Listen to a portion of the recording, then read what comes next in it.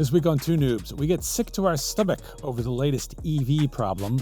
Gonna need lots of WeatherTech floor liners. Next, McDonald's is reportedly willing to lose money on $5 deals, but is it really a deal if all you get is one nugget, 2 fries, and an ice cube? Then, forget Jerry Seinfeld or Harrison Butker. Some lucky students got a commencement speaker as an AI robot. Cue the Terminator jokes. And then finally, we go for a second straight tournament of Philadelphia misery. This time we're hitting the drafts.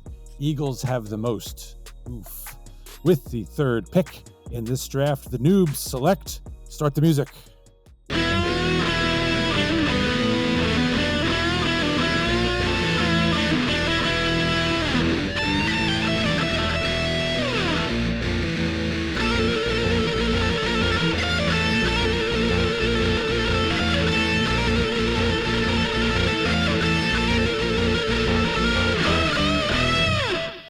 Coming at you like a raccoon on the soccer pitch. This is Two Noobs Talking, episode 190. Did you guys see that? I did see that. We are just as hard to catch. That's right. Yeah. Yeah. So he apparently was living, John, in the Philadelphia Union Stadium and got out and was causing a ruckus down there. Better than the crackheads down in the city. Oh, it's true. Yeah. Oh, it took him over a minute to catch him with a plastic or a rubber trash can. Yeah. Can you believe that? Unbelievable. Yikes. I've seen cats. I've never seen a raccoon on the pitch. That was a new one for me. That's for sure. Yeah. The bandits of the rodent world, the raccoons.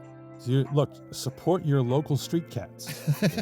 They are the There you go. They are the internet darlings of animal. They are adorable, and I saw one in my yard this morning, which is a little worrisome because it was morning. Did he stop, stand up, and like freeze when you saw him? No, he just kind of sniffed around, was like, so he's normal, not like the ones you see on the internet that like. Oh yeah, no, pose like they're Madonna on stage. Makes I know, no sense. like what? It's like my wife always says, why can't my animals do that? Yeah. Yes. Seriously, right? I mean, they would be adorable. Exactly. Yeah. Exactly. Well, I decided to go with the Union raccoon because I could have said something like, "Oh, we're coming at you like a barge into another bridge," but I thought that would be it would probably be a poor taste. Yeah. That happens a lot. Like what the hell, guys? Control your boats. Seriously. Jesus. Yeah. You know, I read or heard somewhere that. Someone had posed a question on another podcast somewhere. Could you imagine if airplanes were pilotless, as in they would auto lift and land without having the need of a pilot? And I'm thinking, absolutely not, right? Don't give Boeing that idea. No. Yeah. Right. Yeah. No way. Yeah, all right. Well, so let me introduce the peoples. Over here, this is Jumper Cable John Tracy. That is Megawatt Matt Craig. I in the middle. I am sustainably unsustainable Steve Murray. Nice. Mouthful. Nice. Get it out there. Don't be bubes. Follow the noobs. All right. Absolutely. Yeah, man. All right. Well, why don't we hit our Dubby Energy fun fact, shall we? Let's do it. Cheers.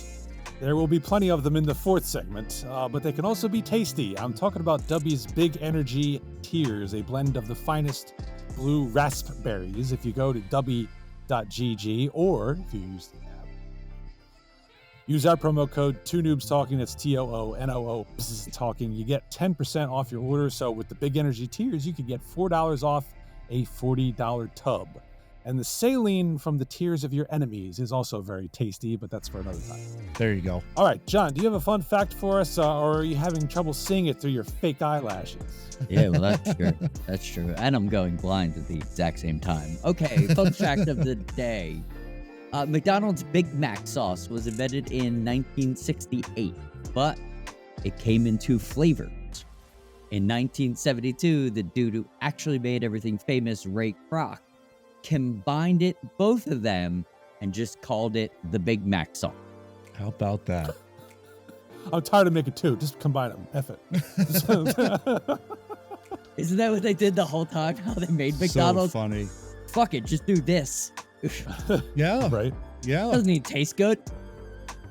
Well, And it- from The Simpsons, I always thought the secret sauce was just Thousand Island dressing they left out in the sun. Yeah, But, that's what I thought too.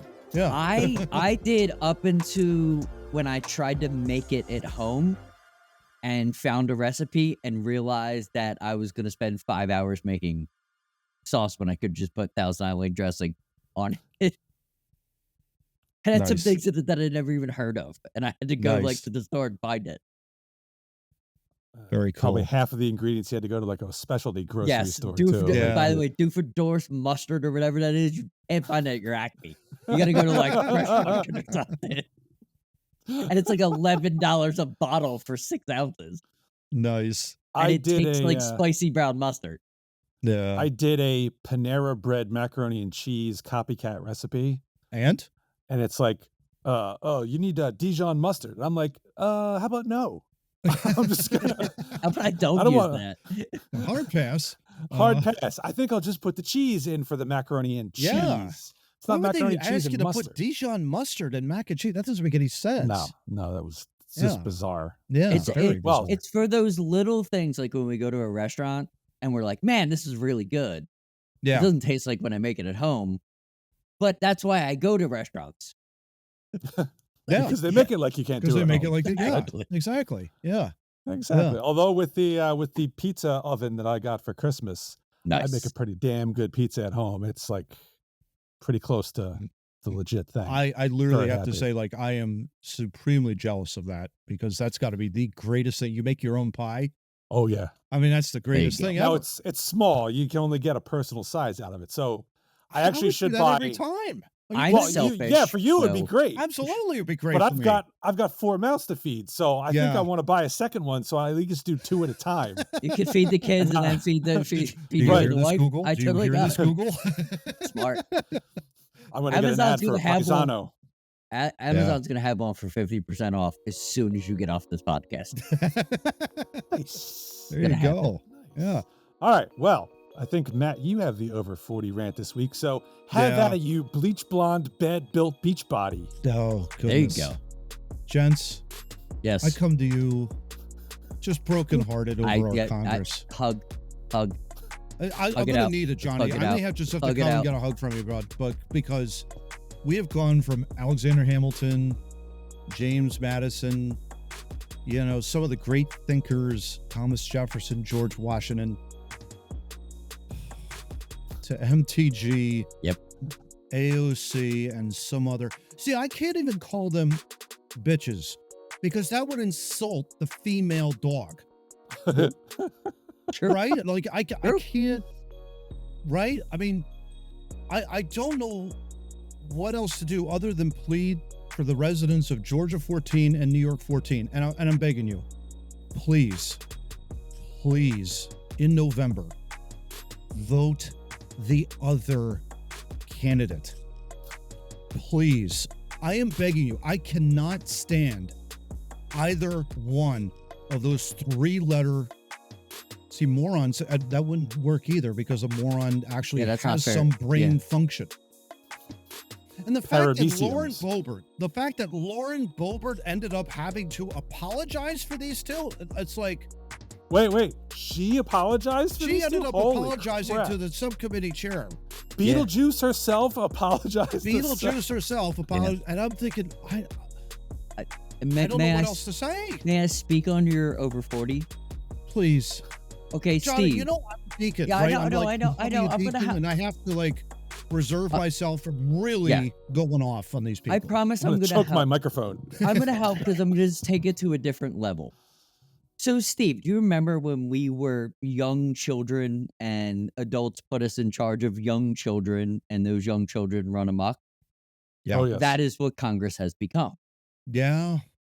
They can't even, there is nothing there anymore. It is, if you think that is a place where good things happen, Oh, you are sadly mistaken. please, yes. We need to vote everybody out. yeah. And it might take 6 years because there are some people that aren't up for reelection, unfortunately, in November. And they were just reelected because these idiots didn't do this prior to that election because that's what they do. What kills me. It's Yeah, going go ahead, to Johnny. take a good 6-year run You will be. to weed all this out. And also, just a side note, those old people that are head of the chairs that can't control them, they Yeah. just need to go retire. They need to go too. Because Yeah. you're stumbling over your own words, trying to control two idiots having a conversation. See, and even get John, you a even an figureful. idiot has more IQ than the two of them combined. I can't Well, take it anymore. What is the greatest quote? Don't fight with an idiot because from a person from afar cannot tell who the idiot is. Yeah. And that's exactly what the American people are looking at right now. They're arguing with each other like they know better, and we're all standing back going, wow, you guys are dumb. Like in that 35 minutes, you might have solved a problem. But no. Maybe. But no. Well, I wanted to ask this. When did MTV's Jersey Shore come to Washington, D.C.? I don't know. Well, that's what it reminds me of. Yeah, it certainly does. Yeah. Well, I mean, it didn't start yesterday. I would say around the 70s. But this is a.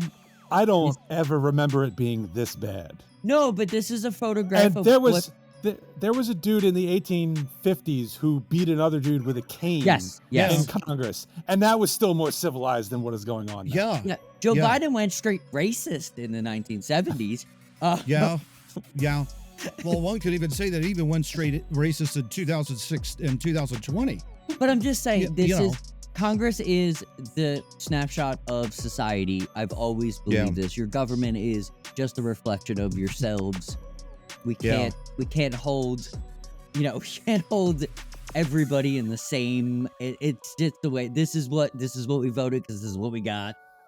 Yeah, we got to make. We got to make residents, Johnny. We got to make a huge change. Like Georgia 14, New York 14. Those are the two congressional districts that those two. That would help. Say lunatic. That would help. Lunatic has more. Yeah, a lunatic has more. Like IQ than the two of these people. Well, I can't figure out of an insult that would directly apply to both of these two women. If you want to know how bad this is, both CNN and Fox were looking at this going, what the hell are they doing? Yeah. And that happens entirely too much for my liking. I would agree. I would agree. Yeah. All right. Rather than get bogged down in this, why don't we move on to topic one? Johnny, I felt your hug, brother. Yes. Thank you very much. I appreciate it. Thank you, Steve, for getting us out of that quickly. Yeah, for your sanity. That's my job. Sanities. That's my job. I'm watching the clock. So good human. All right. So unfortunately, we're about to get sick to our stomachs once again. Yeah, man. An oft-touted advantage of owning an electric vehicle is one-pedal driving, when drivers can slow down a vehicle simply by lifting off of the throttle. But apparently strong regenerative braking, which recaptures max energy, can cause motion sickness. There is a learning curve to lifting off of the accelerator in an EV. According to Ed Kim of Auto Pacific, most automakers have tuned the throttles to be jumpy in EVs to emphasize the power.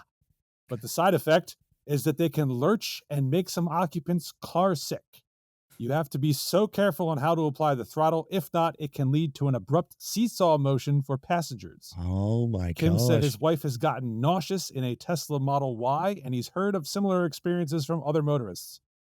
The extremely quick acceleration of EVs can be disorienting to Americans who learned how to drive with a gasoline engine. EVs have so much torque, you tap the throttle, and the thing just takes off. The abruptness of power delivery can be unsettling to some people. If you set really high regenerative braking, the car lurches forward and rocks back and forth a lot. And Dr. DJ Verrett, an ear, nose, and throat doctor in Texas, he said motion sickness in EVs is a real thing. So, John, when can I sign you up for an EV? No, thanks. Never. Won't have it. You don't want a car that's going to make you car sick? I won't even. I get car sick in every car. Really? I didn't know that. Yeah. I'm not very good in. That's why I drive all the time. I don't get There you car go. sick when I drive. As a passenger, I get car sick all the time. I'm just I uncomfortable. would have never guessed that in all the years I've known you, brother. That's amazing. Yeah. And it's amazing. weird. It is weird. I have to be conscious when I'm driving like cross country by myself. Yeah. Because the longer I'm in the car, the worse I feel. It's better if I was a passenger. I'd have to fucking like get out every hour. I was just gonna say, do you ever like take anything that like knocks you out or something like that? Like you could go to sleep, or would that work for you? Probably if I was a passenger for a long period of time. But I've just become narcissistic and drive everywhere. So Lex Luger. Fine now. Yeah. Throw it up there. Lex Luger. Too. So let's talk about this, guys. I mean, this is fascinating. And I love the fact that we had some. It is, and here we go again with the EVs, right? And I keep thinking, looking back at some of the comments that we've had over the years with EVs. Oh, this isn't true. This isn't true. How could this? They're all like loving on the EVs. So I'm thinking, well, here we go. We got another story where you get motion sickness in the car, in EV cars especially. And I wonder about that because, for generations, Americans have been used to gasoline-powered motors that, when you're driving and you know how it feels when you slow down and stop in a gasoline-powered car. And this is a little bit of a change because it's like it's now being propelled by electric energy. Sometimes when you make it stop, it is kind of abrupt. It's not as smooth as you would like it. Well, it sounds like starting it too. It's yes. Which is completely different to lighting a fire in the hood. Yeah. Right. Slowly moving the vehicle forward. Right. Yeah. As the fire as happens. a control burn. That's right. Yes. Yeah. It's completely different. So this doesn't make me really want to try an EV again.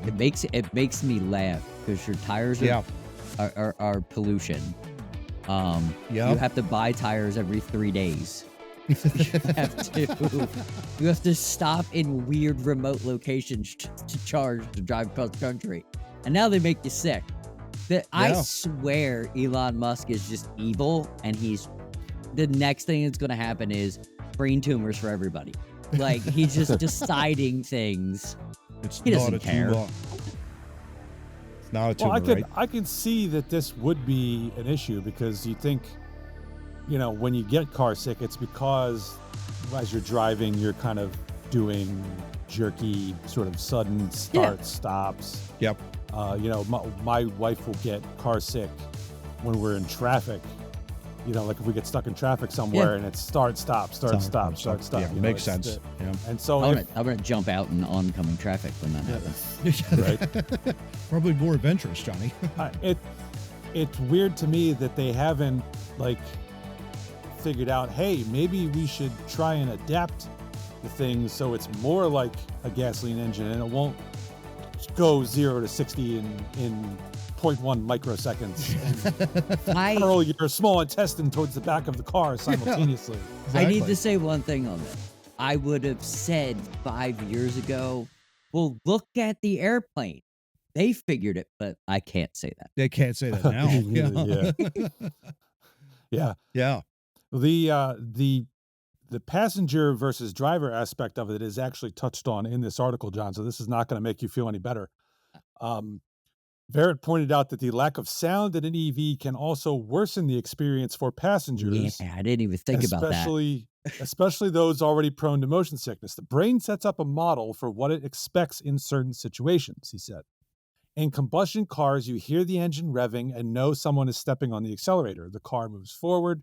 In an EV, the auditory and visual inputs don't fit the model that you are actually moving. Yeah. So passengers are actually more susceptible to dizziness and nausea in an EV than drivers, especially when they're in the back seat.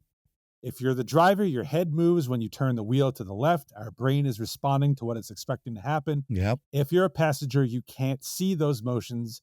If you have a certain lateral acceleration, like turning a corner fast, that will increase your potential for dizziness and motion sickness. Yeah. Another reason, we laugh when we said that the cars were putting in fake engine noises, but that's sounds to me like this is that story. That's right. I forgot. It actually about that. makes sense now. Yeah, it sure does. Yeah. They had they had issues in their theory of speed trains in Japan when they were first doing it. They thought that would happen, but it turned out it didn't happen. But that was one of the theories that they had, that this might not work because we're moving too fast and people won't understand how fast we're moving. But it turned out to not work out that way because the rail system was so good. Well, trains are different because it's not like a car where you are constantly starting and stopping and going. And trains ramp it up, go and slow down. And when you are, I mean, that's just basic physics. Yes. When you are going at a velocity, Yep. Unless you have a reference point to tell you you're moving, you're not going to actually know you're moving. Yes. Yeah. Because constant velocity is just stationary. It's acceleration and deceleration is what you feel kind of, the back and forth aspects of it. Sure. So even if you're going 200 miles an hour on one of these trains, and I have been, which is probably cool.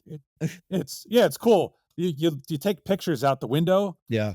And all the like real close by trees are slanted like this. You're going so fast. Nice. Like there's Mount Fuji in the background, looks really cool, but the tree looks like it was planted at a 45-degree angle because it's just how you look moving.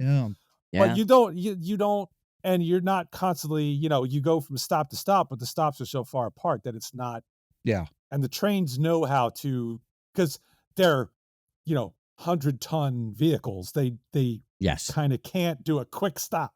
They have to slow down over the course of a mile. That's what kills me on the main line, by the the way. Yeah, that's what kills me on the main line, to be perfectly honest, gents. Whenever I go down to the city, it's stop, start, because it's like you're hitting Radnor, Wayne, Stratford, all these Bryn Mawr. And it's like, come on, can we get just to the city? Like, what are we doing here? You need to grab an express, dude. Yeah. Seriously, right? I mean, that's what you would need to have happen. But yeah, makes me wonder, like going 200 miles an hour, like in those speed trains, how it would really feel. Because Steve, you've been on those. Yeah. Like, did it feel any different or anything like that? No. It, other than you see the stuff outside the window flying by. Yeah. It's wild.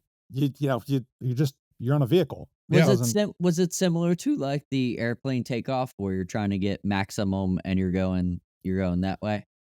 No. Similar feeling or completely different feeling? No, it's a much slower acceleration. Okay. Planes have to get up to speed really fast because they got to get lift. Or they're going to fall out.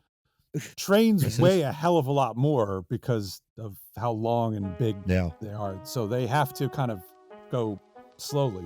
So it's not a staple you to the back of the seat kind of thing. Yeah. Got you. Yeah. That was a really good point though in the article you were just referring to, Steve, about really like the auditory noise. Mm-hmm. And I think again it goes back to what I was saying originally.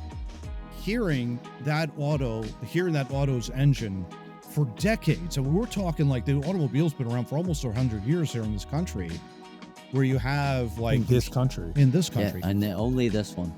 Yeah. With shitty Congress. Yes. Yeah, exactly. Don't even go there, Johnny. But it's just hearing it. It's like you can understand where, how it slows down. You feel it too. You also feel that engine slowing down to a stop as you approach a stop sign. When you're in an electric vehicle, everything from what we've read, it's whisper quiet. Like kind of like that. It's like you hear it auto on the outside. It's almost like a high-pitched whine. Yeah. Like that. Yeah. But I can't imagine like being in an interior of an electric vehicle. You don't hear that. You hear probably something that's like white noise and you slow down into a stop, but how do you know when to actually slow down and stop? You don't hear that audible sound of the engine slowing to a stop. So, I mean, that might just be a reason why people are getting more sick in the car. Something to think about, if you're making a purchase of a car. Why can't they just simulate the feel of a regular car? That would seem to solve a lot of the problems. It seems like they could. There's certainly, I would think the technology you would have that. Yeah. Yeah. The interesting thing I want to bring up is I live in the land of Tesla. It's weird. There are so many. Like I go to other states. You maybe see like 3 or 4 of them. It seems like every other Yahoo in Texas that moved from California, just a little shot there, has one. And you know what's weird about them from my perspective? I'm driving in a larger truck. When they pass me at 80, 90 miles an hour, it's not like a Camaro will rock the truck. Yeah. Right. You hear right? it. Well, it'll rock the truck. You'll feel it. When these things go by, I almost feel bad for them. Because what if you've got a bucket truck, right? Yep. That is barreling 100 miles an hour down the highway and they don't check their mirror. Right? Yeah. Because they don't even make my truck. My truck looks at them like there's a gnat. Like it doesn't even feel it. Like it's like this is gnat over here. We gotta get rid of this we gnat. just ran into a bug about the same size of that thing. What is that? The hell was that? Yeah, exactly. Oh man. I will have to say, but I mean, when you're forced, and that's the thing, when it's forced down your throat, that doesn't help either. Nobody will eat it. No. That's what I say. Yeah. I'm not buying one anytime soon. No.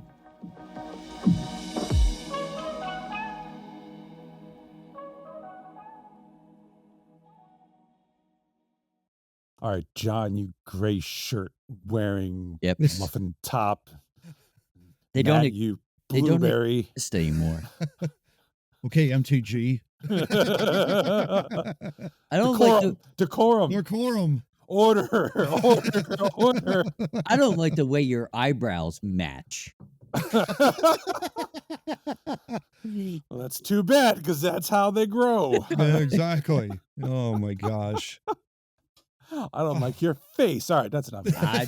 I don't like my face either. It's fine. Boy, both of you sound very narcissistic. Lex Luger. All right. Topic 2. We got a Fortune article here. And we've talked, gentlemen, in the last few months about the inflation and cost of going to restaurants. Yep. I am definitely impressing upon my family the need to eat out less. Yes. Because we went to it's called an Elevation Burger. Oh, I've heard of that. Yeah, it's good food, but we spent, the 4 of us, I think it came to nearly $60. Gee. For burgers and fries and drinks. Gee whiz. And my burger didn't even fit the bun, so they're definitely cutting back on the beef there. So we will not be dining there for a while. I was going to say that's like an automatic, like not going back, right? Yeah. I mean, that's got to be on the list of not returning. Yeah. That's ridiculous. How do you have that in this economy? If it isn't phenomenal food, like it's got to knock my socks off. Yeah. For that kind of price, like it better like be. Damn, that's the best thing I've eaten in like a month. Yeah. Right. I went to Ron's Original Grill. First time I ever been there in Exton today for lunch. Small cheesesteak stromboli, $19. Oh, wow. Yeah. And I'm like, $19 for that? For a small. When we were kids, and it was about the size of the plate. I mean, we're talking about yay big. And it was like, you work your way through it. It was a terrific stromboli. But $19? Oh, yeah. Plus tip on top of that? Yeah. Well, we're going to get into, this article gets into McDonald's specifically. Yes. I could tell you the last time we did a 4-person trip there, probably in the range of $30 to $40. Yeah. And around, yeah.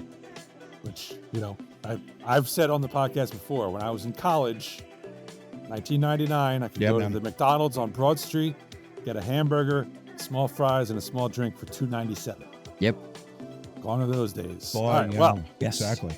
McDonald's diners have not pulled any punches in saying how they feel about the burger behemoth ratcheting up prices to $8 for a chicken sandwich and $18 for a Big Mac meal, a phenomenon they've begrudgingly dubbed McFlation. Because we got to put a Mick in front of it. Oh, we got it. Yeah, they would. Hey, that sounds very narcissistic. Lex Luger. Now the fast food giant is avoiding further beef with its customers, planning to introduce a $5 meal deal to U.S. customers for a limited time, Bloomberg reported. The meal bundle could include a McChicken or McDouble, fries, and a drink. Coca-Cola will reportedly contribute funds to the fast food chain to offset potential losses in profitability. The move would deliver on CEO Chris Kempczynski's promise on increasing cost-effective menu items after McDonald's missed earning expectations for the first time in almost 4 years in 2023's fourth quarter. Yeah. In part because of price hikes. Yep. Kempczynski,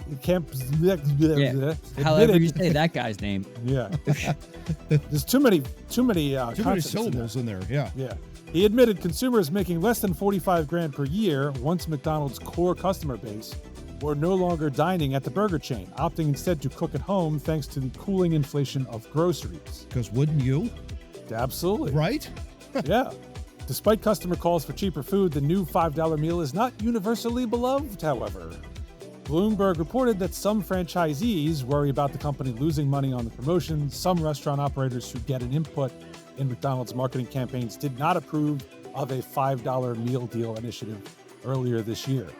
One independent franchisee instead pushed for the reintroduction of products like the snack wrap, which, in addition to being more affordable, are also easier to make. Matt, you probably don't eat at McDonald's much anymore, but you'd like to see some other chains do something similar, wouldn't you? You would think so. Burger King, for one. That would be another one that you would want to see have happen. And I would even say Wawa. Wawa's getting to a point now where it's almost like a minimum of $10 purchase to get various amounts of snacks. Like, I think I saw a bag of combos today for like $6.99 for a bag of combos. Wow. And I'm like, Wow. like, really? Like, it's just a round pretzel with like injected like goo inside of it, depending on what kind of flavor you want. He said it, I That's didn't. $6.99 for a bag? It's And like, he eats them too, John. I love them. Yeah. That's not Goo and all. Goo it all, baby. You know, it's like, come on, man. I haven't had a combo in years. Wow. That was awesome. Yeah, I don't. It's funny though that that the McDonald's is getting heat for this, for the cost savings, and I think it's because it's for a limited time only. Well, That's the problem. and the franchisees. I mean, the customers are going to complain because it's only going to be for a limited time. The franchisees are complaining because they think they're going to lose money. Yes. Yeah. Yes. And McDonald's isn't very nice to their franchisees. McDonald's Not like makes it once was. yeah. McDonald's makes decisions, and I've heard this from, I know 2 people that own a total of 4 McDonald's. Oh, okay. They're not. It is not a nice company. And their quality of food has gone down drastically. That's the thing that's concerning with this. They're running out this Wendy's ripoff kind of move, but it's not even close to what Wendy's gives you. Wendy's actually gives you like a halfway decent lunch for $5 or $4. Yeah, wow. Still in this economy, like they still do that. And McDonald's is floating this $5 thing out like they don't care. And just on a side note, they landed just recently on the top 5 worst healthy food options. Yeah. In fast food. So they're giving you $5. They're still giving you cancer. Like, why are we not surprised by this? I mean, really, I'm not. honestly. Right. No, I work around gas stations, a lot of gas stations around McDonald's. I haven't eaten McDonald's since 2016. And since I haven't eaten it since 2016, I can actually smell the chemicals when I'm around it. And it's bizarre. So that's what the secret sauce It's is. Got bizarre. it. Okay. Yeah. Like, you actually smell this. Like, am I around a refinery? Oh shit, there's a McDonald's right there. No, that kind of feeling I get. I haven't ingested that shit. My wife would kill me if I ate McDonald's. She literally would. Yeah, I can't even remember the last time I pulled in. I'm sure it's tasty, McDonald's, but I'm sure it's not good. Oh, I don't even know about that, John. That's the thing. It's still chemicals taste good, man. They do. I'll confess. We don't go very often. Okay. But every once in a while, because the kids like it. We'll go. What ticks me off is, for whatever reason, their chicken nuggets are like 20 times more expensive than anyone else's chicken nuggets. Isn't that amazing? That has been my complaint the whole time. Pardon my French, when the fuck did McDonald's decide they were the fine dining of fast Like, we're just trying to eat quick. Like, I would say probably since the 1990s is when they really started. that drives me nuts with that. They started to be more narcissistic in their behavior. Yes. Lex Luger. Yeah. You're not Five Guys. You will never be Five Guys. No, to me, the fast food strata are like McDonald's, Burger King, Wendy's are kind of at the bottom. Yeah. Yeah. And then your next step up is like your Chick-fil-A, Five Guys, Popeyes, like those are a higher class. I'll pay $11 for that sandwich. But but here's the thing though, Steve, even Five Guys is really expensive. It is. And it's like, I don't understand why, especially, I mean, we're in a really bad time, obviously, with inflation really going up and up and up. Despite what the POTUS says about, inflation's going down. I don't listen to him. So. Vote for me. Vote for me. Gas has gone down. I wonder how many reserves he wasted this time. Yeah, he probably opened up a few more reserves. Yeah. But it just, I mean, I would think as a fast food restaurant, what would set yourself apart from all of your competition would be a lower price point. Yes. Because you were then dictating to your customer base, hey, listen, we hear you're hurting at the wallet. Come on in, enjoy this food at X price, which is 25% off. Your regular McDonald's, your regular types of things like that. What a great time for any one of these fast food companies to kind of step up to the plate and say, instead of offering the limited time only, take it on the chin. You never know. If you lower the price, you're going to get more demand. And that's the thing. And that's what's going to drive your customer base. What McDonald's doesn't understand is they're pushing these prices. Their prices are now approaching the level of Chick-fil-A, of Five Guys. And if I'm going to be spending that money, I'm going to spend it at Chick-fil-A or Five Guys. Exactly. I'm not going to spend it at McDonald's. I'm not doing it. Yeah. I would go to McDonald's because I could spend less money, but that's not the case anymore. It's not the case anymore. Yeah. And it's not going to get any better, apparently. And especially, God help you, if you're in California where they got to pay everybody $20 an hour now. And that, by the way, is doing really well, by the way. No, it's not. Because, well, that's what I mean. Like, the sarcasm, Mr. Tracy. Yeah. The kiosks are now taking over those people's jobs. So way to go, Gavin Newsom. That was the whole plan. Yeah, that was always the plan. That's true. Yeah. So.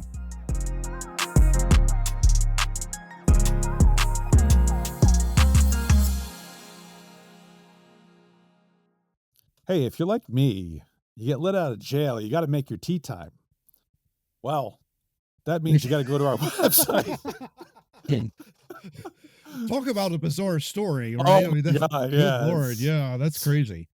Yeah. Scotty Scheffler. Yeah. Oh my goodness. But anyway, if that's your dilemma, you should go to our website, twonoobstalking.wordpress.com. I don't know how it's going to help you.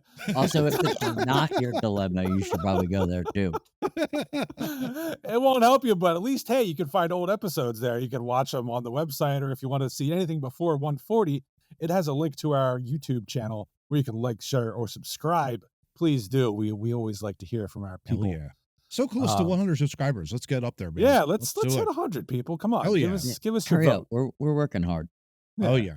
And if you don't like to look at us because we're all hideously ugly with our fake eyelashes and bleach blonde, bad built beach bodies. I don't want to hear any more of that narcissistic talk out of you, Lex Luger.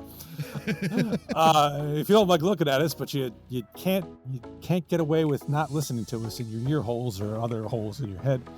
We've also got links to websites like Spotify, like Amazon Music, Apple Podcasts, where you can catch our audio versions. And if you don't have one, don't forget about iHeartRadio, because it's iHeartRadio, Glenn's thing. Yeah, hearts. The only reason we put it up there is for you. So absolutely, that's right. So you better use the link. Yeah. Probably get some friends. Come over and beat the hell out of you if you have it. Come on now. And if there's something you don't, if what you like is not there, you can use our RSS feed, put it in your podcatcher, and you can get it for what you do like. There you go. Yeah, There you go. get off your high horse. Just use Spotify. Yeah, stop being a narcissist. I mean, seriously. Lex Luger. Wow, the counter's got to be up to like 14 or 15. Well, it's got to be, yeah. Holy crap. All right, topic 3, ladies and gentlemen. Crayon article. Oh, that means USA Today. I almost missed There it. you That's go. right. Yeah, There you go. Yeah, I Crayon was is Coin leading the the world. phrase. You Yeah. coined Yeah, the seriously. Yeah, there you go. Jeez. Yeah. Jeez, somebody's not paying attention today. All right. Anyway, all right. Duville University of Buffalo, which I can't believe is a real name of a college. Me but neither. D''Ville University. Well, that sounds very... Okay. If you would have said that, I would have.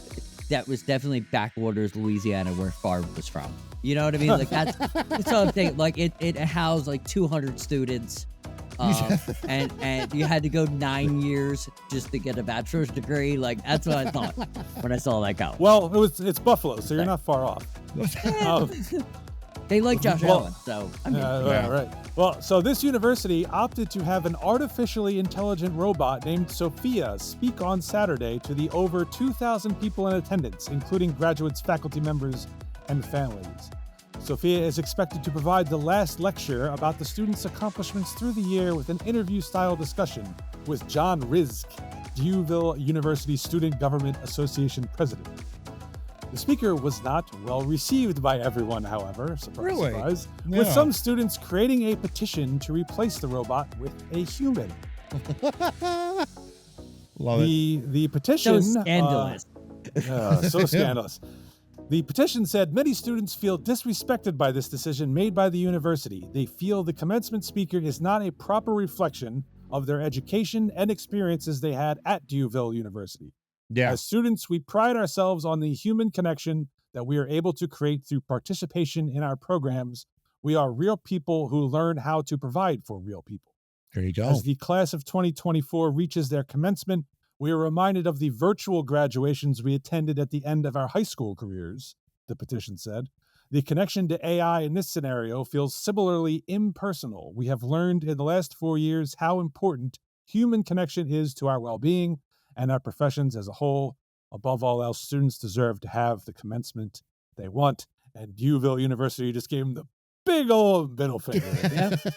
They literally end it with what this wonderful administration that we have does. Shut up. That's seems like the people that are in charge now have no idea what they're doing. No. And it's on every level. Yeah. It's on every level. Yeah, this is really troubling, gents. I mean, the fact that, I made the comment in pre-production. Like, this sounds to me like the entire faculty at this university was either incredibly incompetent or lazy or both. That not one of them stepped up to the plate and said, you know what, I'm going to make this commencement address. But no, we have to go down this artificial intelligence lane. We have to institute the new technology because that's what our kids want. And I'm like, no, I, you know what, if I was there, if I was getting that kind of a degree, Temple did that. I mean, that would be like, not going. I don't care how inventive you think this might be. It's stupid. It's dumb. I think it's just, it's silly. Brother. I mean, Duville University clearly was not listening to us when we covered the grab-assing robot a couple weeks ago. No, absolutely. Because I pray that the faculty that made this decision is stupid, but I they have to be, Johnny. But I fear that they are naive, and that scares me for the future of. That's actually a very good point. I think there is some naivete here. I really do believe that. There is. There's gotta be. But I pray for just stupidity and we can fix it really quickly, but I don't believe that at all. Yeah. I believe this is we are in the place to where last year we were afraid we were going to be. I think that a good 65% of this society prays to the computers in front of them. And that scares the shit out of me for the future. It really does. It really does. Like, honestly, that scares the shit out of me. Like, We're supposed to use technology to better ourselves. It should be a tool. Yeah, it should be a tool. You should be using it to help. I don't think that's happening.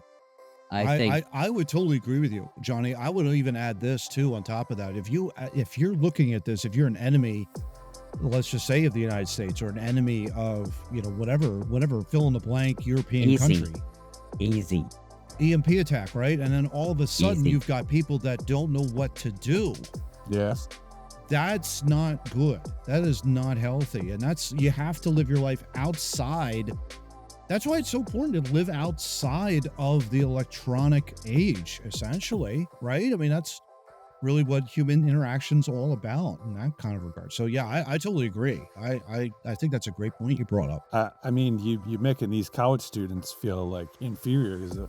Well, Duke University got Jerry Seinfeld. What did we get? A freaking robot. Yeah.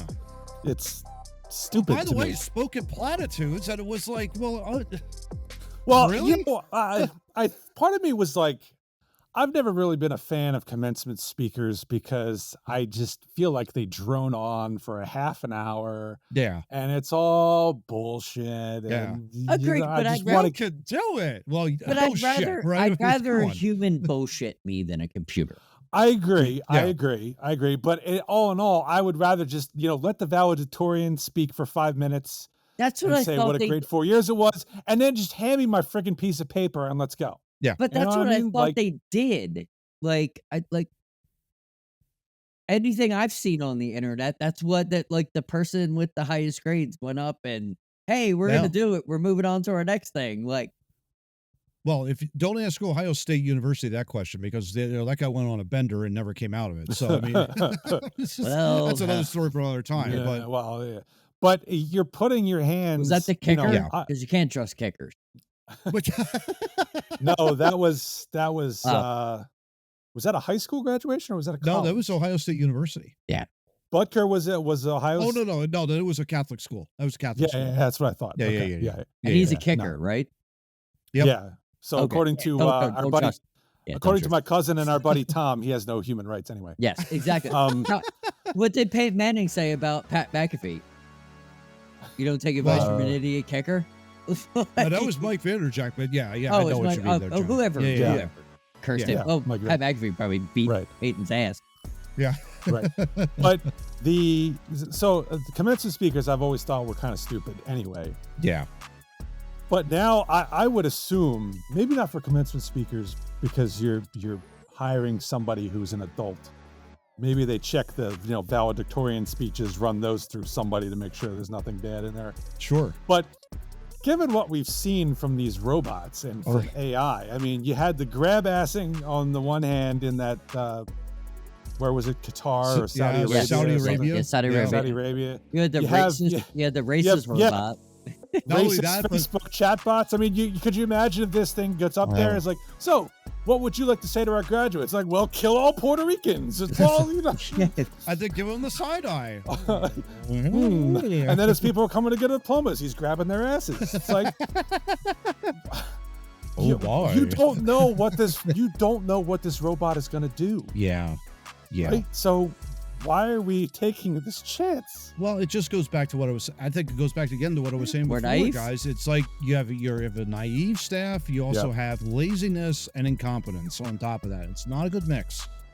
Adding all of this stuff together, we need to get back to, let's bring back the honorary degree people that could come in there and talk like Jerry Seinfeld. Not Bill Cosby. Not Bill Cosby. Not Bill Cosby. Not Bill Cosby.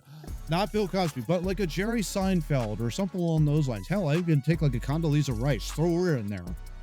She's got to do something. We had Quinta Brunson at Temple. Yeah. There you go. Why not? Why not? Good personality. But this is just dumb. We've thrown our trust to AI far too quickly. I would even nominate Mr. Steve Murray. Hell yeah! For law. Get up there. School of Law. That's right. 10 minutes. 10 minutes, no more. I promise. I'll go 10 minutes and no more. He'll be like, listen, y'all. Just do it. Stop procrastinating.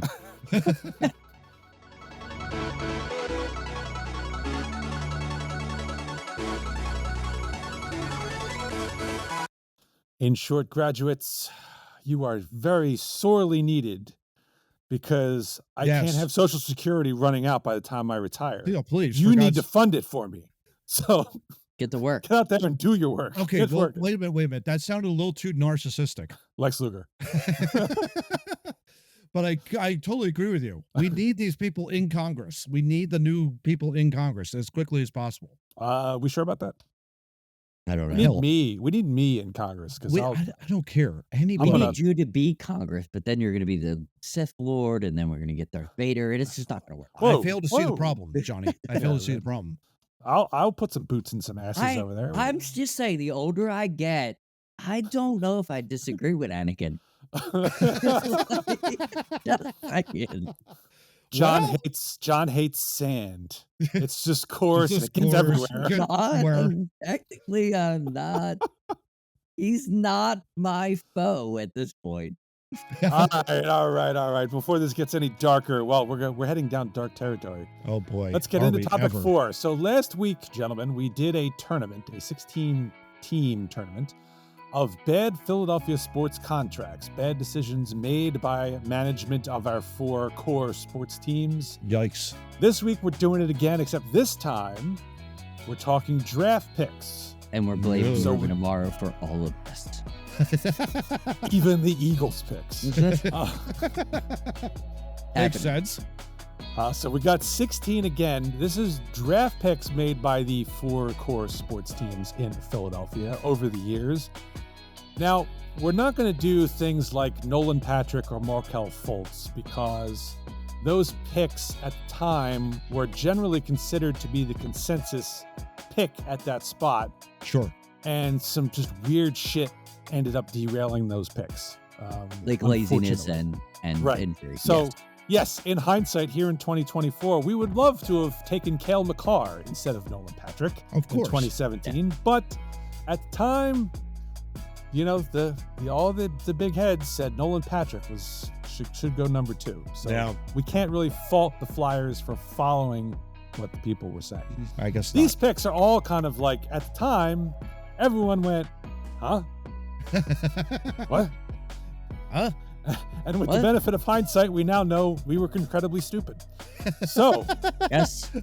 let's get right into this. John, I'm going to start with you for our first matchup of the first round. We have Oh boy. Danny Watkins. I knew you were going there too. And that wasn't in pre-production. I just know. Yep. 2011 Eagles 23rd overall pick in the first round. Best Wow. damn firefighter in the history of the Eagles. There you go. Did Matt, did he played a season, right? I think he did, yeah. Maybe Before he went back to firefighting? He was Before he went back to paid firefighting. for a season. He might Yeah. have played 2 or 3 games. Right. Yeah. I'm almost positive of that. By the way, when I read off these picks, I'm also going to tell you some names that we saw taken after these picks Now, you might have wanted to have. So after Danny Watkins was selected by the Eagles, we passed up Pro Bowlers Cameron Jordan, Cameron play a little- Hayward, He could play a little And- bit. wow. Andy Dalton. Yep, he could play a little bit. Probably would have had him Could have a instead of nice Kevin backup Cobb. quarterback. Yeah, could have a nice backup quarterback there. Yeah.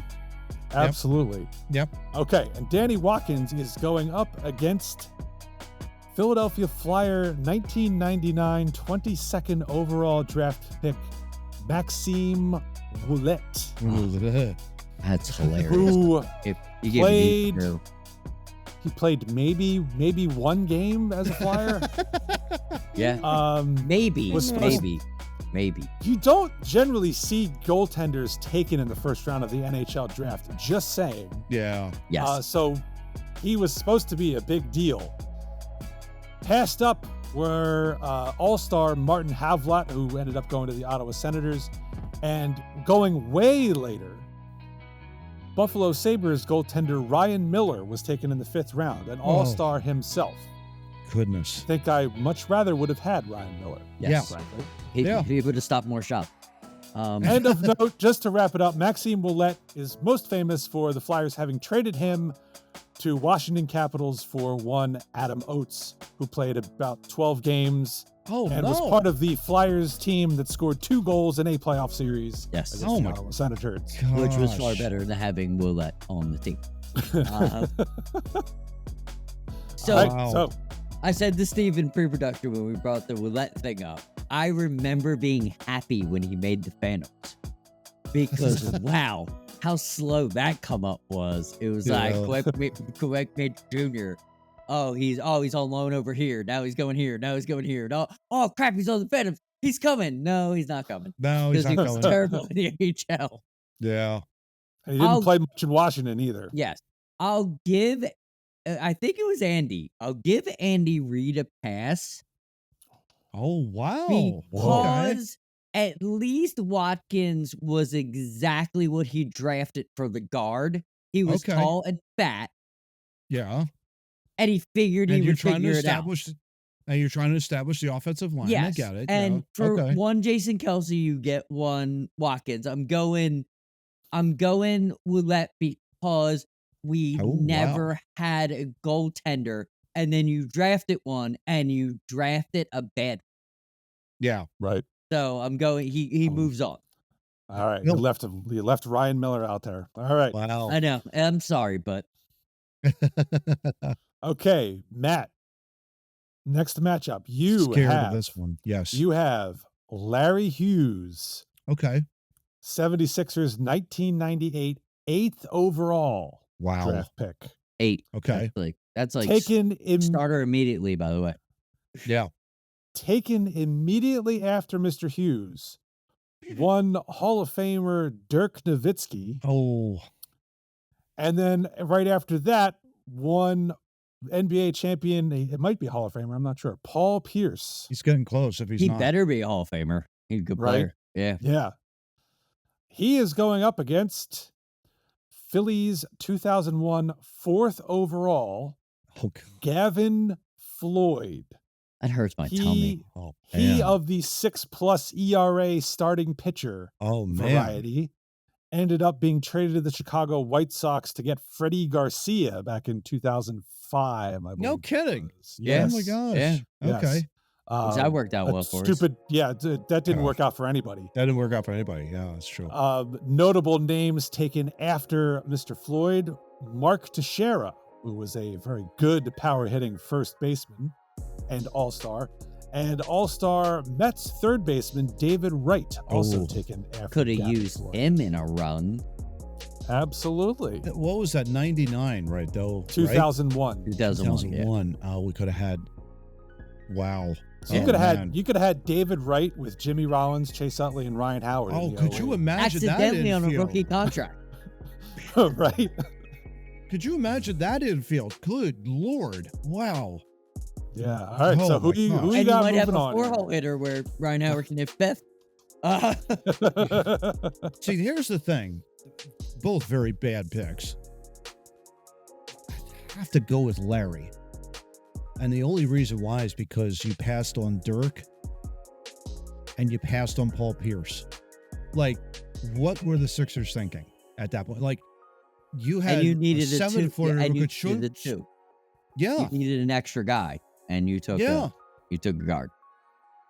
And it literally was like you could have had Iverson with Dirk at that point, right? I think Iverson was still on the team. 1998. It was 2 years into Iverson's career. Yeah. How many championships would you have won with Dirk and Iverson? Oh.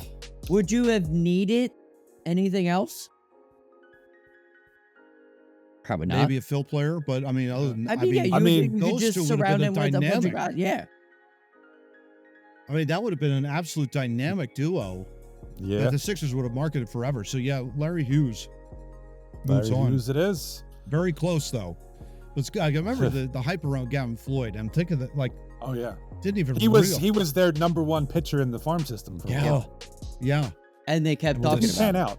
Yeah, they kept talking about it. And the fact that we could have had David Wright, that's like, wow, man.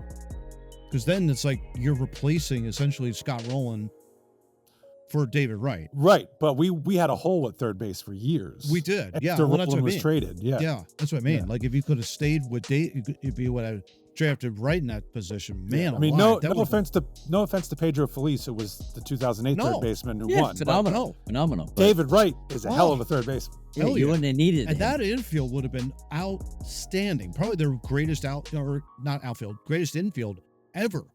Of that collection of that talent? Yep. Good grief. Yeah. All right, John, next Yes, matchup. sir. We have one of your favorites of all time, an Eagle versus Eagle matchup here. Okay. Jalen Reagor. I like Jalen. 2020 21st overall pick. Do I need to say the names that came after him? No, you do not. And I'm going to say him anyway. Justin Jefferson. Oh, Yes. no. Indianapolis Colts running back Jonathan Taylor. Oh, Dallas Cowboy cornerback Trayvon Diggs. Yes. All going after Jalen Reagor. All right. He goes up against a classic. God. 1995 7th Yes, overall sir. pick, Mike Mamula. Oh, Yeah. man. Which And- I would have taken a wet washcloth over Mike Mamula back Well, then. here's who was passed over in favor of Mike Mamula. One, Warren Sapp. Wow. One, Ty Law. Yep. And one, Derek Brooks, who happened to play the same position, I believe, as Mike Mamula. Yeah. Defensive end, right? Or Well, maybe he, not. He was a Maybe- linebacker. He was a linebacker for Tampa Bay. Yeah, in the true. later, I'm sure he's a Yeah, edge rusher. Nickerson He was the definitely middle, was. but yeah, I think Brooks was weak side, if I remember Yeah. right. Yeah. Yeah. Well, Sapp was defensive line. Yes, Yeah. And Sam was defensive the tackle to line. be exact, Right. which we had a problem with back then. Oh, yeah. Yeah, exactly. We didn't need an end. We needed a tackle back then. Yeah. All right. So who do you got out of this I will tell a horror very, show? very quick story. Not only were the Eagles fleeced by Jalen Reagor, I was personally I'm a TCU fan. Yeah. Where he came from. I watched every game he played. His senior year, he fooled everybody. He sure did. Everybody. I thought he was the next Deshaun Jackson. I really did. Watching him in college, God, he was so good. So Yeah. good. So I don't blame the Eagles in this. Mike Mamula, I blame the Eagles. Your scouting department sucked back then. Yeah. Warren Sapp, he smoked marijuana, you fucking morons. He wasn't doing cocaine off of a hooker's head. He smoked pot. Oh, jeez. Idiots. Yeah. And that's why they didn't draft Warren Sapp and they drafted Mike Mamula because they thought they were smart when they weren't. Wow. All right. So it's Reagor moving on. No, it's Mamula moving. It's Mamula. it's Okay, Mamula Mamula. Okay. moving on. Mamula. Wow. All right. All right. I'm not going to give Matt that one because I want to give John some non-Eagle ones. All right. So, Matt, you have an Eagle versus Eagle here. Okay. Nice. We There's have so many. Yeah. 2014 26th overall pick Marcus Smith. Second. Dallas Wow. is going to get him. Dallas is going to get him. That's all he's been. Yeah, Dallas is going to get him. Well, guess who Dallas got instead? DeMarcus Lawrence. Yep. I think I'd rather have him, Yeah. frankly. Yep. Also passed up, quarterback Derek Carr and wide receiver Devontae Adams. That would have solved the problem. That I would have solved the Adams immediate would've- problem. Devontae Adams Yeah. would've solved the I problem. would say, considering when did Chip Kelly trade away Deshaun? Everybody? Oh, sorry. Oh, good. Well, you have to go to the 2510 podcast. We'll link it above. Or, Yes. Oh, or upper right corner, I should say. Okay, well, at least Go get him, at Bobby. least if you had gotten rid of Deshaun Jackson, you could have at least replaced him with Devontae Adams. Yeah. Yes. You know. Yes. No. But no, we had to get Marcus Smith. No. Okay, he is going up against Eagles 2003 15th overall pick Jerome McDougal. God. Ooh. Ooh. Notable names passed over in his favor. I believe this was the pick immediately after him. Safety Troy Polamalu, Oh, yeah.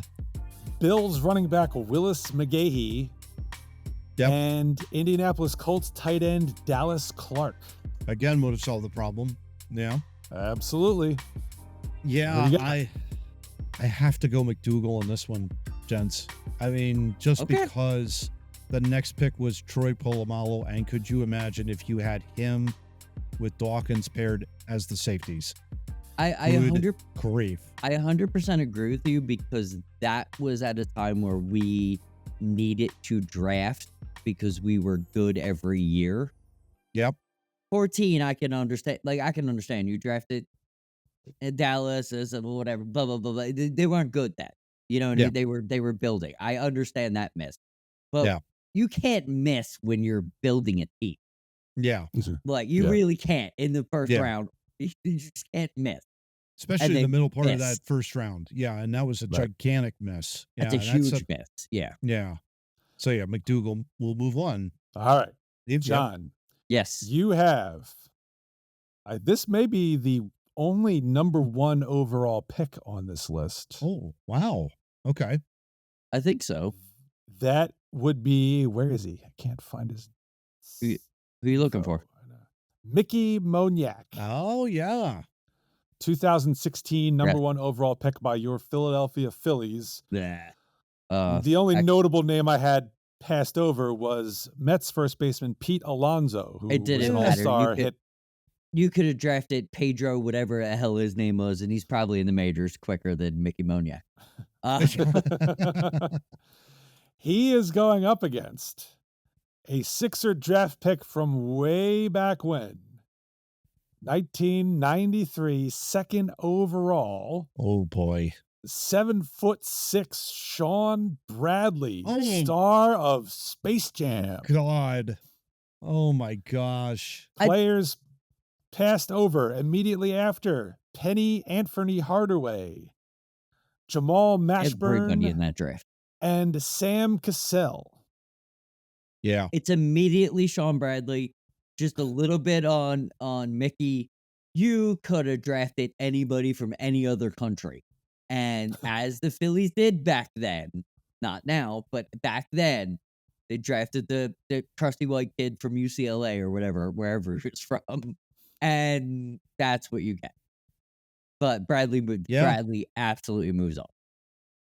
At the same time, though, we did get rid of Moniak for Brandon Marsh, so it did kind of work out. It did work out, but you could have drafted anybody. Yeah. Like, that was a needle in a haystack. Like, he sucked out of a bunch of dudes that could have been good. But Bradley, they tried to host a franchise on a really tall kid from Utah they couldn't really play. When the entire NBA... there are more names than that on that list. Yeah, for sure. Well, those I think I picked those because they were listed as all-stars. Yes. At some point in their career. So anybody would have helped the Sixers at that point better. Especially Sam Cassell. In that entire draft, anybody would have been better than Sean Bradley. Yeah. All right, next matchup. Matt, you got another Sixer here. Okay. In the old time frame. There you go. Although I forgot to put the year down, so I don't know what year this was. But Clarence Weatherspoon. Oh, okay. Once taken 9th overall. Wow. Yeah, it was in the 90s, 95 maybe? It was in the 90s. In the early 90s, yeah. Yes. Yeah. Notable names taken after one Weatherspoon. You have, I believe, 7-time NBA champ Robert Horry. Hell of a player. You also have former All-Star Latrell Sprewell. The violent version of Jimmy Butler is that. Sounds about right. Yeah, sounds about right. Well, playing for the Knicks would have made me violent too. Yep. Yeah, absolutely. Okay. All right. And he is going up against a Phillies draft pick from way back. Okay. 1989, 4th overall. Yeah. Jeff Jackson. Yeah. And I'm going to make you cry with some of these names. Oh, yes. Gosh. No. Frank the Big Hurt Thomas. Oh. Imagine him being a first baseman in the early 90s, 93 maybe. At the vet. And he wouldn't have had to do those ED commercials now. Yeah. He got fat. Mo Vaughn. Yeah. He did it in baseball. Oh, yeah. And Chuck Knobloch, second baseman. last part of his career, I'll pass on. Yeah. But early, he was very good for the Twins. Yeah, very good with the Yes. Twins. Very good. Absolutely. Yeah. But when you're a Yankee, you're an idiot. So Yes, it's exactly. just the way I it think is. we also found out too that Jeff Jackson never once made the major leagues. Not even close. Like he was He didn't even struggling. he didn't even take batting practice. Literally was like batting in the 220s down in Reading, I think it was, or something like that. Never even once cracked the majors. And I think, see, it's very tempting with the they're trying to replace Charles with Clarence. Spoon. Yeah, with Spoon. But it was really bad, because that's like Harold Katz just being Harold Katz, just being a fool. Back then, there were some really bad Sixers teams in the early 90s. Good Lord. For that reason, though, Jeff Jackson moves on just because we missed out on a future Hall of Famer. I mean, Gotcha. Frank Thomas. I mean, come on. Right. If you would have plugged him into that, it would have been interesting if he would have been in '93 on that, on that legendary Phillies run. Who knows? But if that would have even happened if he was there, but you would have had a huge piece in that puzzle, and you had him in your back pocket. You didn't take him. It's just like, man alive. That would have been unbelievable. All right, next matchup, John. Yes. I'm gonna throw this as a Sixer versus a Flyer. Okay. So you've got Sixers 2015 third overall pick Jahlil Okafor, Which was bad. Yeah. who was selected immediately before Yes. Kristaps Porzingis, Who I like. as well as the Phoenix Suns' Devin Booker. He could play a little bit. He's He could pretty. play a little but bit. he could play a little bit. Yep. A little bit. When you're considered part of a big three with Kevin Durant, Yeah. yeah, you could play a little He bit. could play a And little you're bit. like the one of those three. That's pretty interesting. Yeah, right. Uh-huh. Pretty good. He's a pretty good player. He is going up against, and this is the name you claimed never to have heard. Yes, never, not one. Flyers 2016, and I can see your cursor on it right now. 2016, 22nd overall pick, Yep. German Rubtsov. Yep. I'm looking at the name and I still don't recognize him at all. Yeah. Played, I think, as many games as one Ryan Ellis did for the Philadelphia Which is- Flyers. That's impressive. That's wild. To be a draft choice, and that dude, didn't Ellis have like an injury forever? Yes. Yes. So you had a Talked about last guy, week. you're a draft pick, and you don't play as many games as a dude that has a career-threatening injury. A first round draft pick. Yeah. I mean, you want to know why the Flyers were where they were last year or 2 years ago? That's the reason. Drafts like this. Yeah. Yes. German Rubtsov in the first round was ridiculous. Yeah. Passed over. Buffalo Sabre 40 goal scorer Tage Thompson. Well, Chicago Blackhawk, now Ottawa Senator, previous 40 goal scorer Alex DeBrincat. And taken later in the third round, you had New York Ranger Norris Trophy winning defenseman Adam Fox. Yeah. And I understand that people who are listening to this might think the Okafor one was worse, but we weren't going anywhere back then. That was pre-processed. That's why the process kind of No, happened. that was not pre-processed. That was in the process. It was so it was in Yeah. okay. So but I had a problem with this pick. Here's why I had a problem with the pick. You already had Nerlens Noel. yes. You already had Joel Embiid. yeah. Yes. Why in the hell, with the third overall pick, are you taking a center with known problems, attitude issues, Yep. which reared their ugly head his first season? Why were you spending a pick on him when you could have had some other positions filled? But Yeah. that's my point, is they had no idea what they were doing. So I'm okay with that pick. I'll just put that out. Okay. My problem with the Flyers drafting this guy I've never heard of is I heard of the three guys that you said. And you know what I mean? Like, that is the Flyers 101 to me, why they need to take a little heat on this, because I don't know who this guy is. But Yeah. yet Steve just gave me three guys. I'm like, I know who they are. Why didn't you draft one of them? Very good. Well, I don't think I would disagree with you. My thing with the Okafor was, you're taking another center that you don't need. This is prime. This was Sam Hinkie too. Yeah. This was prime position where you don't need it.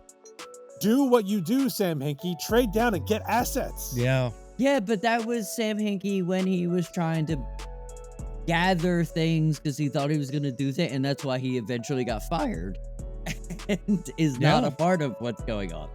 Yeah. All right, final matchup here. Matt, we have the Battery Man. Phillies 1997 Yikes. second overall pick. Wow. Is that his name?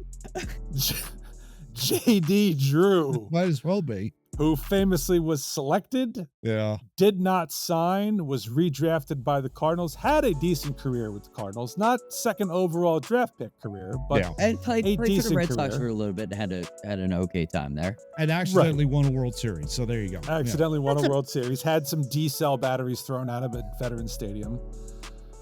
He was selected, and I believe he told the Phillies beforehand. Yeah. This was one of those, because we to. talked about this with the Cutter Goche thing. Cutter Goche waited until after he was drafted to totally ghost the team. J.D. Drew was like, don't pick me. The Phillies were like, we'll pick you. And in the process, passed over Angel All-Star Troy Gloss. Oh. He would be a good player to have. Minnesota Twin, I think he was an All-Star, Michael Kadire. Who we begged for in 2009 because he was smashing the ball and we were trying to trade for him back then. Yeah, that's right. And Houston Astros mashing first baseman Lance Berkman, who I've always liked. Yeah, Berkman was a very underrated player, but boy, he could mash the ball all over the yard. Yeah. Yeah, he was just that good. Yeah. All right, so J.D. Drew is going up against Eagles 1991, 8th overall. God. Antone Davis. Oh, God. Turnstile. Oh, no. His nickname. Steve, why are you doing this to me? Turnstile, like at the mall. Turnstile. Think about that, young people. His nickname was Turnstile. Turnstile. As an offensive lineman. Yes. As a left Turnstile. As a left tackle. Oh. And Randall. he was picked. Randall. Right. Yeah. You want to know why Randall had some injuries back there? Exactly. Okay, he was taken ahead of former Detroit Lions star wide receiver Herman Moore. Could you imagine Randall Cunningham throwing to Herman Moore? Oh, yeah. 6'5" throwing to 6'5". Oh. And another quarterback you may have heard of, Brett Favre. Wow. Did we hear about him taking the COVID money, or was he a Hall of Fame quarterback? He was a Hall of Fame quarterback. Just ask a question. All right, so who you got, Matt? All right, I will say this. J.D. Drew, through Scott Boras, said to the Phillies, don't draft me. If you do, you have to pay me $10 million. The Phillies drafted him, but offered him 2.6. And this was pre-John Middleton, where they didn't pay This is pre-John Middleton. This is, I think, would have been like late 90s, right? 97. 97. 97. That Yeah, would have been 97, Bill 98. Giles. Yeah. And David Montgomery. Yeah, they were both. Giles couldn't read a room to save his life. So, okay. So, like, he couldn't meet the demand. Antone Davis, though, was a god-awful pick. Turnstile. His blocking style was that. There you go. And for that reason, as your left tackle. Oh, we snapped the ball? What? Antone Davis left tackle play was like opening the door for a lady at Wawa. Yeah, that literally was. That's exactly what it was. That is where we got it from. That is how we learned. Right, so is he moving on? He is totally moving on. Yeah. Okay, Antone Davis moving on. Okay, here we go. Second round. Okay. John, you have Maxime Ouellette against Larry Hughes. Oh, Larry Hughes immediately. That was quick. I had to watch shitty basketball because of that pick. Yeah. Forever. Maxime Ouellette, we were happy he made it to the Phantoms, but we didn't. we didn't have a goalie since Bernie Perrot. So I was pretty much okay with that. But yeah, Larry Hughes. There you go. What a bad choice. Yeah. All right. Man, it was terrible. All right, Matt, you have Mike Mamula against Sean Bradley. Oh, wow. Matt has whatever that is, PSTD or whatever. PSTD. Yeah. Thank you. He'll be back later. The only thing that I would have to say, this is very close because both got Mike Babula, the almost greatest sacker in the history of the NFL, against Sean Bradley with those god-awful Philadelphia 76ers uniforms. That's the only thing I can think of when Sean Bradley played that Philadelphia Sixers, where it was colored in with the blue and the stars and the red. It was just a hideous You jersey. saying that makes me thankful that Penny Hardaway didn't play for this team. He would have looked awful in that uniform. I'm still trying to figure out how Sean Bradley got picked for Space Jam. I don't know. It's like one of these players does not belong. Because he was a cartoon. He was a cartoon. He was a cartoon. And he was. But why was he up with Michael Jordan, Patrick Ewing, Larry Johnson, and Charles Muggsy Barkley. Bogues, Charles Barkley? Why was he in that with all those guys? Don't know. No clue. Why was he a first-round pick in the 76ers? In the first place. So, Sean Bradley. Sean Bradley. Yeah. All right. Yep. Sean Bradley. Moving on. Ooh, Yep. That's an all-Sixer side of the Final Four. Oh, Good. boy. Good. Okay, John, we got ruined my Jerome damn childhood. McDougal. Jerome McDougal versus Jeff Jackson. Wow. Oh, that's tough. Okay. We didn't give Frank Thomas. Nope. We did. Well, And you I could have see had Troy Polamalu. Yeah, I could see not getting Palmalo because we had Brian Dawkins. We can't be so rich that. You know, wanted that to happen though, Johnny. You know what I mean? Like that would have been unbelievable. Well, correct me. Brian Dawkins was what, a strong safety or a free safety? No, free safety. So yeah. So what was Polamalu? Troy was a free also but he would have had to play strong. You got enough corner, and I could see why they didn't take Palomalo. But that's the thing. You would have, if you would have put him in that Jim Johnson defense, both of them. You could have used them because you could have used down linebackers. You could have used two. You could have spelled both of them, and then both of them would have had a longer career. Yeah. The McGahee thing doesn't really get me because he was injured that year. I'm a huge fan of McGahee in college, and the injury, I wouldn't have drafted him ever. Came back and had a tremendous career. Dallas Carkby always had a good tight end, so I'm not worried about that. McDougal, like I said, they shouldn't have missed. So McDougal has to move on because you can't miss in that opportunity. At 2003, you can't miss there. Yeah. There's got to be a player there that could have helped Donovan win a championship, is what I'm saying. Yep. And Jeff Jackson, 89, I didn't trust the Phillies. I don't think anybody trusted the Phillies back then. Bill Giles. Yeah, exactly. I didn't trust them back then. So Yeah. All right, Matt. Yes, sir. Last matchup this round, you got Antone Davis Turnstile against nobody German Rubtsov. Yeah, it's Antone Davis. So you can make, come on, that's like a hands down move. I mean, excuse me, gentlemen, would you like the second quarterback? That's what reminds me when you say Antone Davis. Oh, Randall tore his ACL. I wonder how that happened. Oh, I don't know. All right, so we have Bryce Pop said, I'll just attack the center because the Antone Davis is probably going to go off sides. All right, we have one side of the Final Four. We have all Sixers. On the other side, we have all Eagles. Look at that. Very interesting. Interesting. Okay, so our first matchup, we have Larry Hughes versus Sean Bradley. We will all vote. I will be the tiebreaker if need be. Okay. John, you go first, John. here. What do you got? Man. Larry Hughes makes me so angry because that was the Allen time, and you could have just somebody Dirk. Yes, you know what I mean. That Sean Bradley Even was Paul Pierce, man. Sean Bradley was bad, but the Sixers were bad, and I don't know if anybody could have helped them back then. Yeah. Larry Hughes to me pisses me off. Yeah. Big time.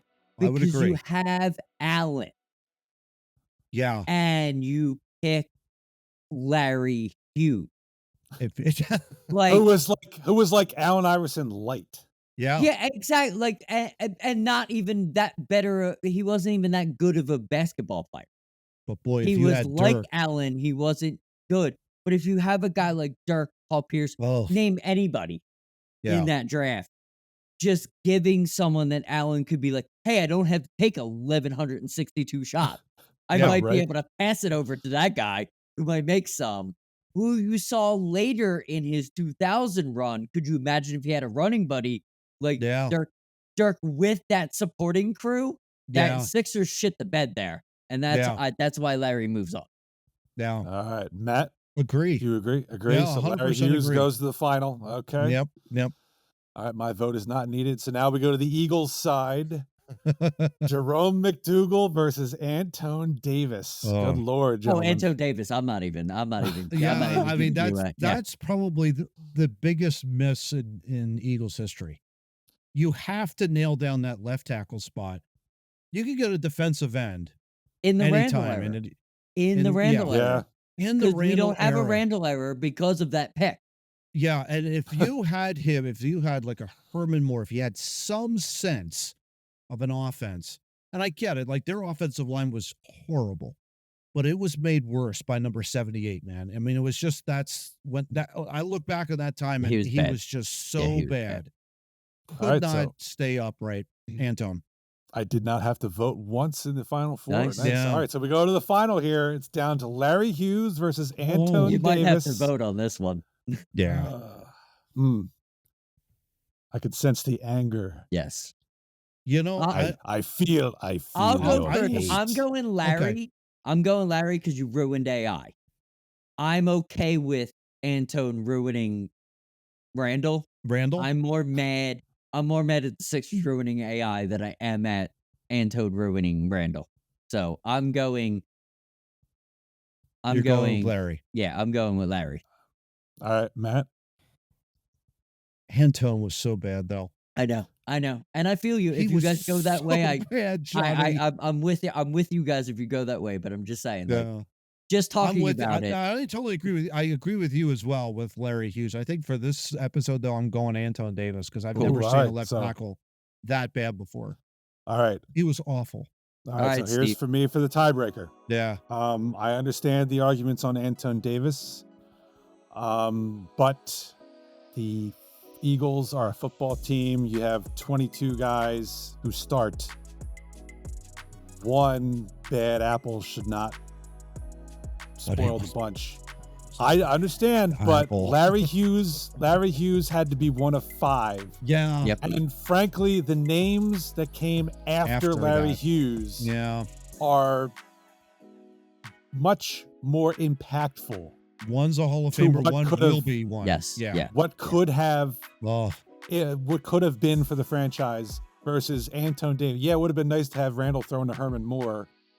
But I didn't see any names after Antone Davis, like on offensive line. Then I'm like, oh yeah, that would have saved Randall's career. That guy would have been, Yeah. Good point. So I'm going Larry Hughes. I couldn't disagree with either of that. So yeah, that's great. The victor. All right. That was it. Yeah, the victor, right. All right. So there you have it. The worst Philadelphia draft pick in history is Larry Hughes of the Philadelphia 76ers. Actually, Thanks for costing the answer his title. 6 titles. Damn you. Oh my goodness. All right. Well, this is just more pain. Hopefully topic 4 next week will be more fun and exciting, and we can get out of this Could be how many answers McDonald's gives you. I could tell you colon. Sorry, I knew that would get both of you. Let's get out of here. I'll tell you, McDonald's gives you more cancer in your pinky finger than your entire digestive system, including the colon. Exactly. All right. Well, we'll be back next week, and until then, get out. Thanks for checking out this episode of Two Noobs Talking. For more information about our podcast, feel free to check out our website located at twonoobstalking.wordpress.com, and we'll see you next week.